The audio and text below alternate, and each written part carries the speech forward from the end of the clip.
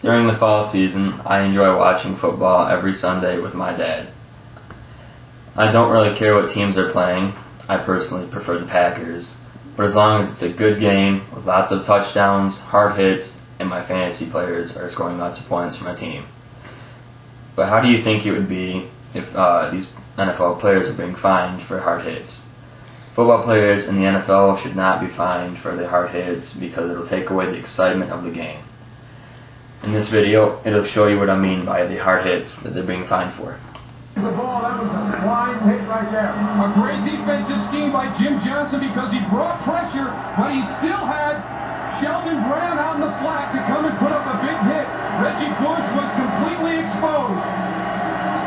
It may be an early message by the Philadelphia Eagles defense. It's gotta hurt. Now, in this next video, it'll show what you don't want to see.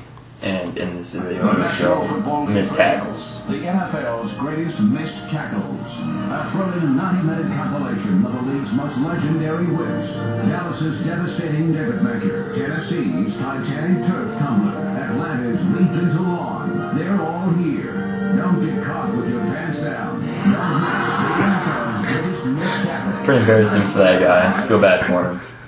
But in my own opinion, I think there are enough rules already. You know, you got the face mask rule, horse collar. There's rules that protect the quarterback and kicker when they're doing their thing, and late hits, and other rules just like them. Plus, they're already wearing protective equipment that obviously helps them, like the helmet, face mask, shoulder pads, neck brace, thigh and knee pads, and mouth guard, which are all important to have.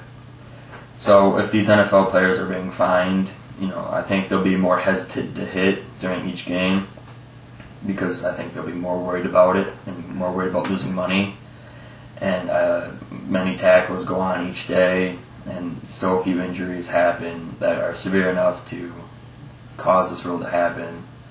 And I don't think changing the game for this rule is worth it, and I think the players won't be aggressive enough. So with this, overall interest in the game will wane. They'll lose less tickets sold, less television revenue, merchandise will decrease with t-shirts and hats for each team, and less money will be paid to the top talent, so you won't get like your high quality players because they won't be thinking they're not getting paid enough. So in my own opinion, I think NFL players should not be fined for playing football aggressively. I say just let the game be. There are more than enough rules to protect the players right now, so the popularity of the game shows that audiences love the game the way it is right now. And I think the NFL may be underestimating the public's willingness to accept drastic changes to the game so many of us have grown to love.